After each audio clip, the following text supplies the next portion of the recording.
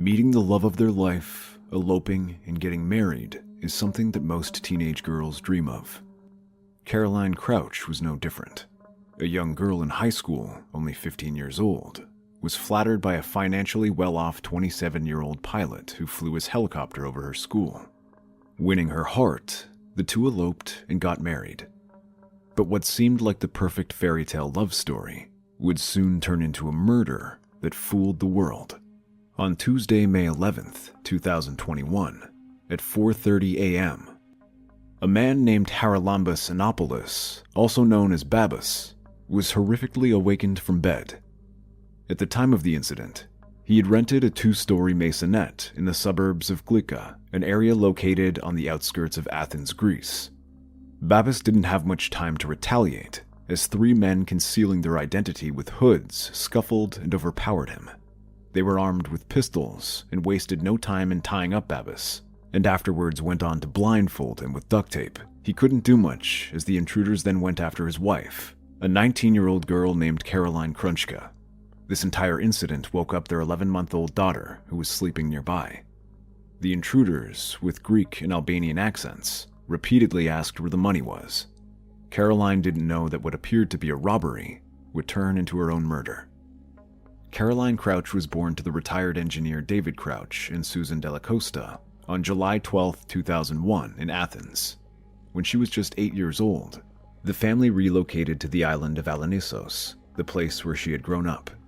They moved because both David and Susan had fallen in love with the coastal surroundings. From a very young age, Caroline embraced her beachside life. She was passionate about both scuba diving and swimming. She had met her future husband Babis during a Good Friday parade in 2017. At the time, Babis was a commercial helicopter pilot, and Caroline was only 15 years of age. 3 years later, both of them got married in Portugal on July 15, 2019. A few days prior to her murder, Babis and Caroline had purchased a plot of land. Both Babis and Caroline had plans to build their dream house on the land for themselves and their infant daughter. To facilitate purchasing the land, Caroline had gotten 50,000 euros as a gift from her parents. As for the construction costs, the couple had around 10,000 euros hidden away in their house. The public in Greece at the time didn't rely much on banks, as they were at continuous risk of facing bankruptcy. In light of such circumstances, it was common for the general public to have cash stashed away in their house, as it was deemed a safer option. Caroline probably had a similar perspective for storing cash, and by no means would have anticipated what would happen on May 11th. A cry for help. Both Babis and Caroline, alongside their daughter, were tormented with fear as the intruders asked about the end. In an attempt to end the abyss that had befallen them, Babis told them exactly where the money was hidden, a location that's deemed rather unconventional. The intruders opened the Monopoly board game box and took all the money Babis and Caroline had stashed away for their dream house. But they didn't leave. Each one of them kept roaming from room to room as they snatched jewelry and other items of considerable monetary worth. The looters wanted more, but Babis and Caroline had given up all they had and, in a desperation and fear, begged for their lives and that of their daughter. Babis could hear the screams of his wife as the intruders held a firearm against the 11-month-old infant. Although blindfolded, he fought continuously against the restraints. However, the rope around his neck was tightened to the extent that he kept fainting in and out of consciousness. He eventually fainted and then regained his senses after a while. Once conscious, he discovered that the men had left the house. At the moment, the only thing he could hear were the painful cries of his infant daughter. In about 30 minutes or so, Babis was able to get close to his mobile phone and dial emergency services using his nose. As soon as the call connected, Babis cried out for help, asking emergency services to send an ambulance and give them his location. Given that he had duct tape around his mouth, the entire call was filled with muffled words. The operator on the other end asked Babis to explain what happened, but "robbers came in" was all he could say. An hour and a half had gone by since the intruders had broken into Babis and Caroline's residence. First responders arrived at the scene around 6 a.m.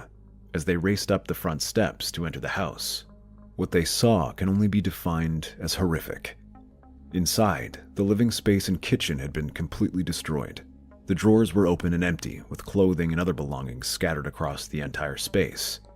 Among them was an open Monopoly box, the same box in which Babis and Caroline had hidden the money. First responders also found a security cam on the living room couch. It appeared as if it had been ripped off the walls. While the camera was lying on the couch, its memory card was missing.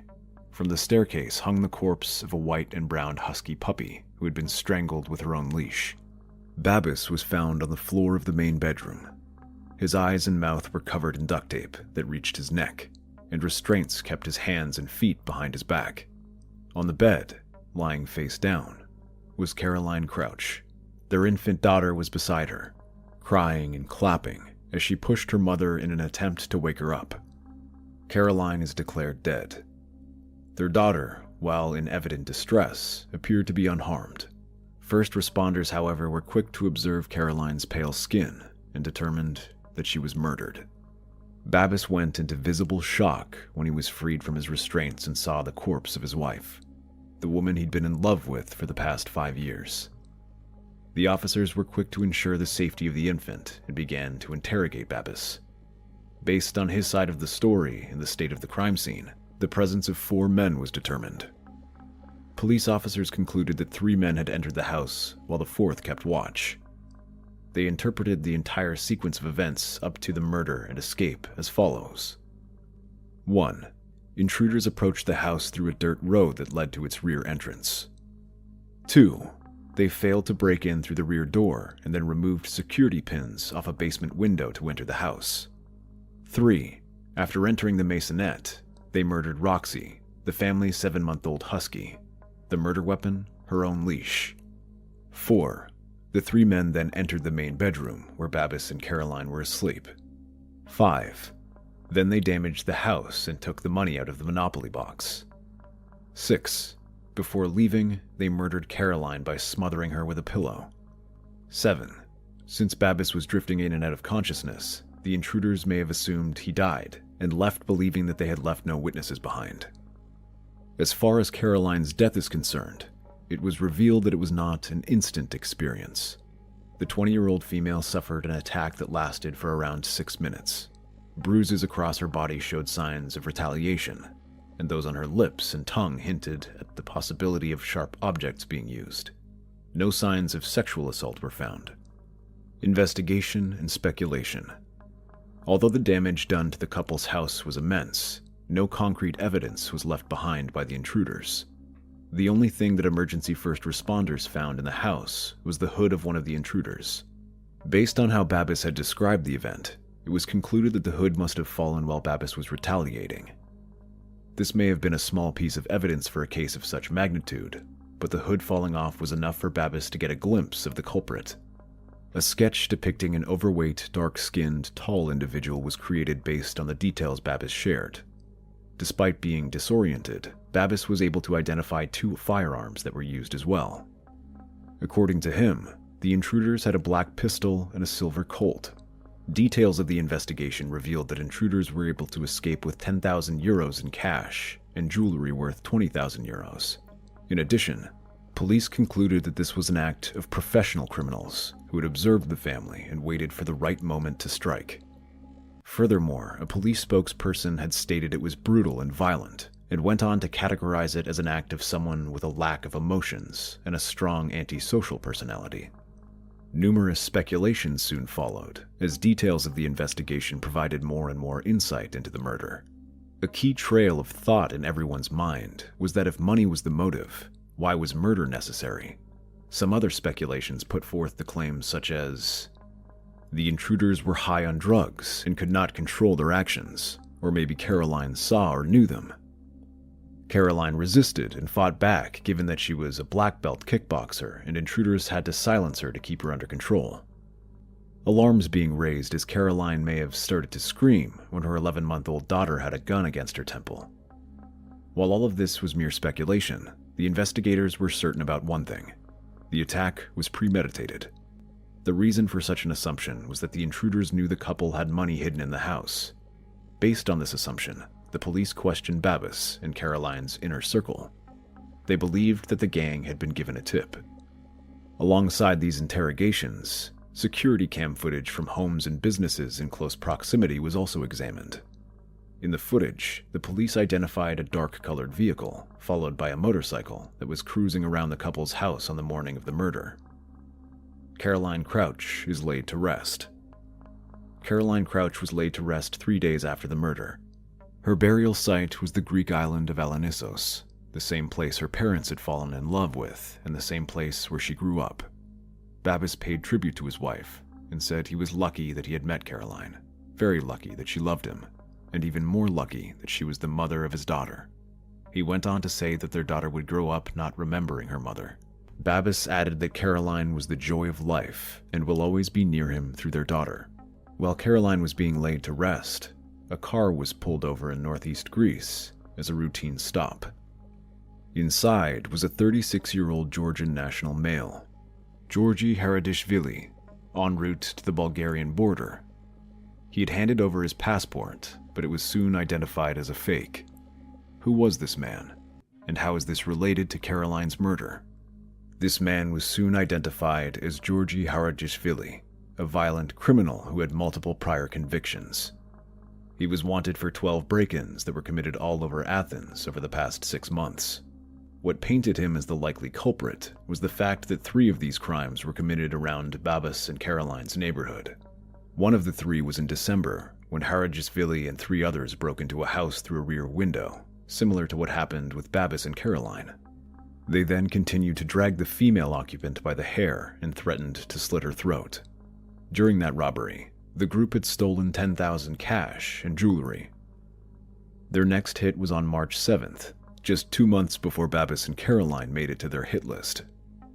During this robbery, they tied up 4 others and an older couple, along with their cleaning lady. The loot, cash, and other items of significant monetary worth. If patterns aren't enough to paint him as the culprit for the murder, then guess what? He had remarkable similarities with the sketch that was made using Babis's description of the intruder. The evidence racked up against Haradishvili included a history of violent break-ins, an attempt to flee the country, and resemblance to the sketch. Given all of this, the police were confident that they had found their man. Haradishvili was arrested and interrogated for 4 days, during which physical means of getting answers were also used. He was repeatedly questioned about getting to the location, entering the house, and killing Caroline. The physical means used to get answers left him concussed. However, he kept his stance and stated that he'd never heard of Caroline Crouch. The evidence police had against him had come up dry. Haradishvili wasn't their man after all, and was cleared of any involvement in the murder. As a consequence, 3 police officers were demoted from the Athens homicide squad. Continuing the investigation, the police set their sights on a local Albanian organized crime group. Initially, they had a list of 100 people that was later narrowed down to 10. These 10 were individuals who were on a list of criminals known as the Red List. Mugshots of each one were shown to Babis, but the police didn't reveal any other details. The case was taking longer than usual to solve, and the public was beginning to lose patience, given that crimes based on race had increased. The information on Caroline's case were so scarce that even a huge monetary reward went unclaimed. Residents of Athens by now were living in fear, not knowing who would be the next victim. Media reports from the time cited experts saying that this was not an ordinary case, and if it was, it would have been solved. Some investigation details that were revealed stated that there was no DNA or fingerprints. Caroline's family were obviously grateful for the continued pursuit of justice. Babis told journalists that he wishes that what was happening to him would never happen to anyone else. He backed police efforts and continued to front the media, all to keep Caroline's case alive.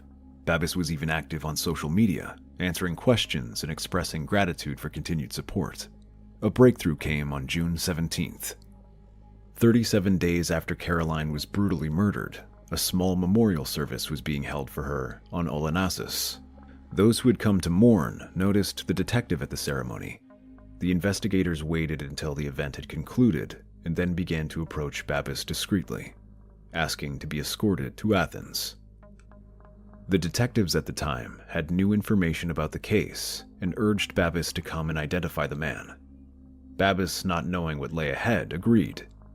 By this time, the investigators had followed up on quite a lot of leads and analyzed some key details the night on which Caroline was killed. These details didn't add up.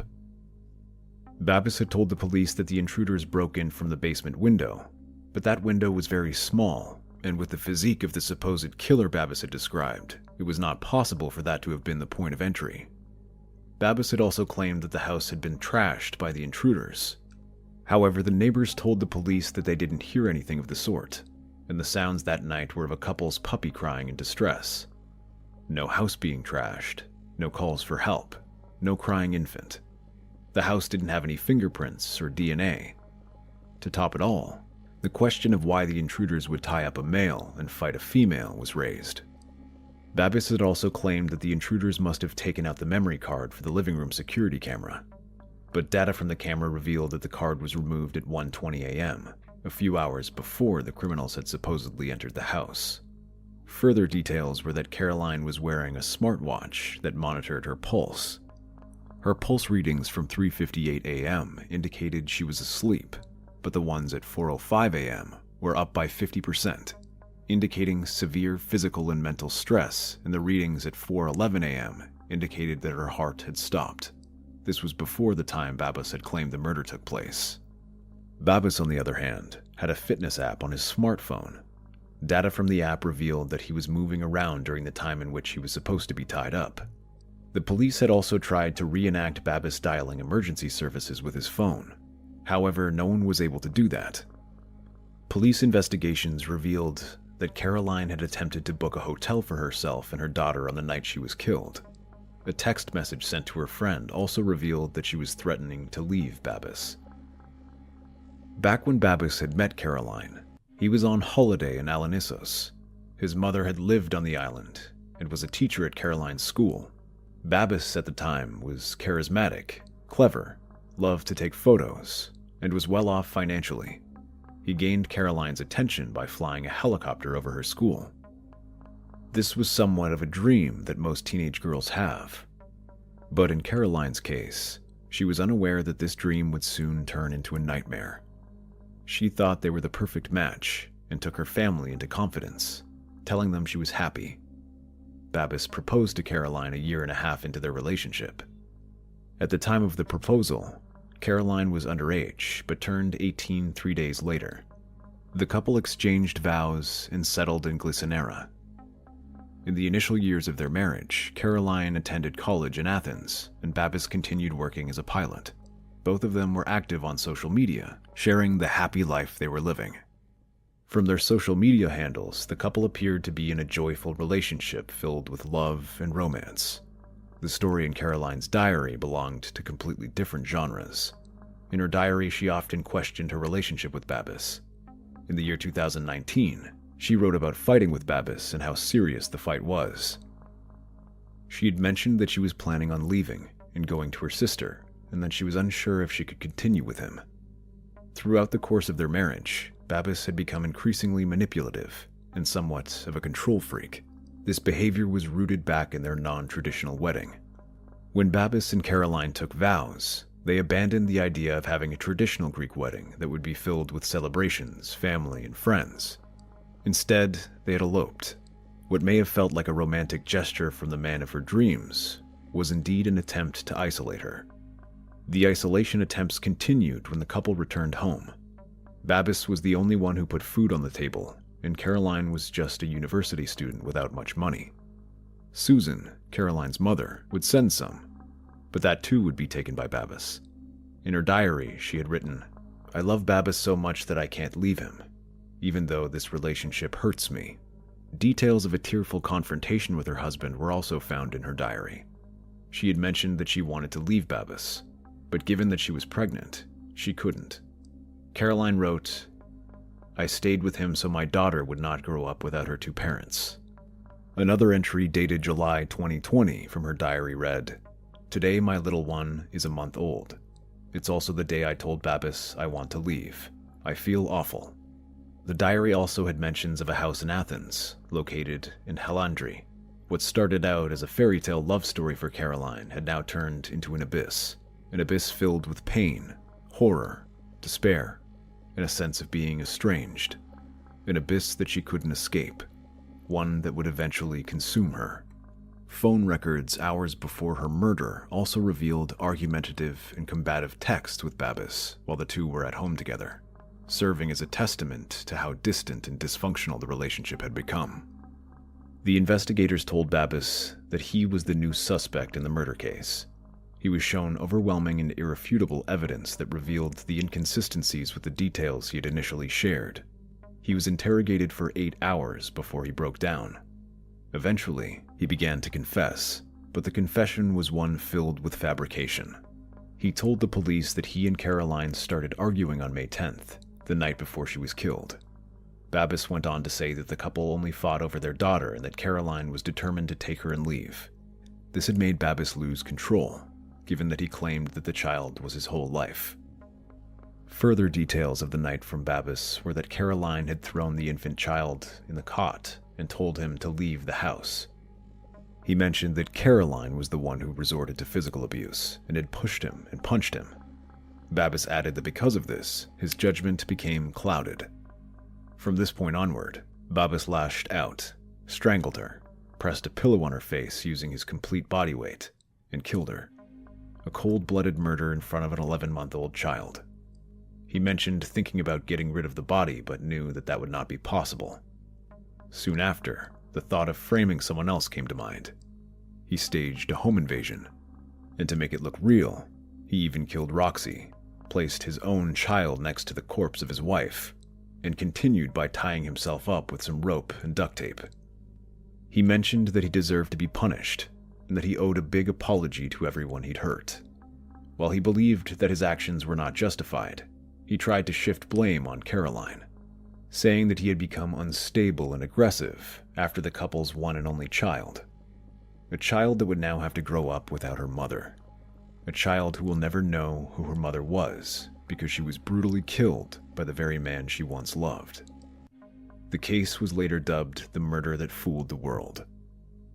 Babis had become so confident about getting away with the murder that he didn't bother to destroy key evidence. In May 2022, he was charged and found guilty of premeditated murder, preventing the course of justice, lying to authorities, and animal abuse.